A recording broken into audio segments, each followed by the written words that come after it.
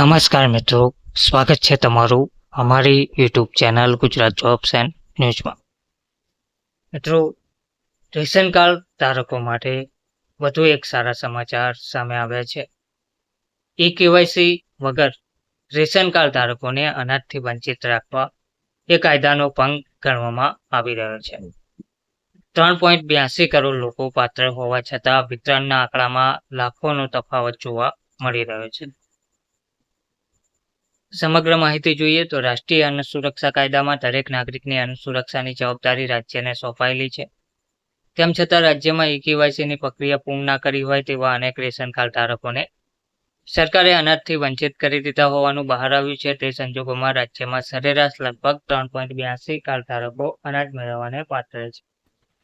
તેની સામે હાલ કેટલાને અપાઈ રહ્યું છે તે જાહેર કરવા માંગ ઉઠી છે.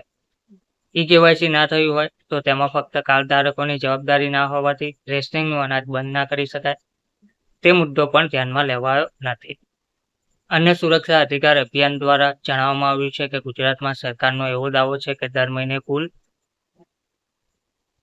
78,68,468 રેશન કાર્ડ હેઠળ 3,82,20,327 કાર્ડ ધારકોને અનાજ આપવામાં આવે છે. જોકે માર્ચ મહિનાથી મે 2025 સુધીના ડેટા મુજબ દર મહિને 3.72 કરોડ લોકોને અનાજ અપાયાનો ડેટા IPDS પોર્ટલ પર મૂકવામાં આવ્યો છે. તેના કારણે લાખો કાર્ડ ધારકો અનાજથી વંચિત રહ્યા હોવાની ભીતિ ઊભી થઈ છે.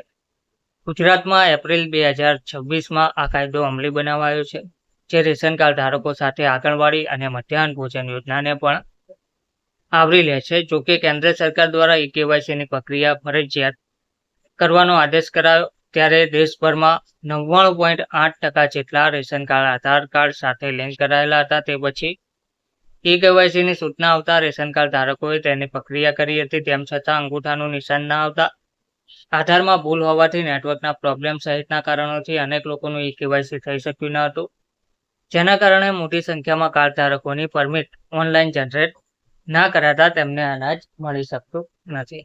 વાસ્તવમાં રેશન કાર્ડ ધારકોને મળતું અનાજ અન્ન અધિકાર સાથે જોડાયેલું હોવાથી ટેકનિકલ કારણોસર તેને નકારી શકાય નહીં. તે સંજોગોમાં અન્ન સુરક્ષા અભિયાન દ્વારા કેવાયસીના મુદ્દે અનાજ અટકાવાયું હોય તેવા રેશન કાર્ડ ધારકોને પુનઃ અનાજ ચાલુ કરવા માંગણી કરાઈ છે. કેવાયસી મુદ્દે અન્ન સુરક્ષાનો અધિકાર છીનવી શકાય નહીં તેવું કહેવામાં આવી રહ્યું છે. ધન્યવાદ.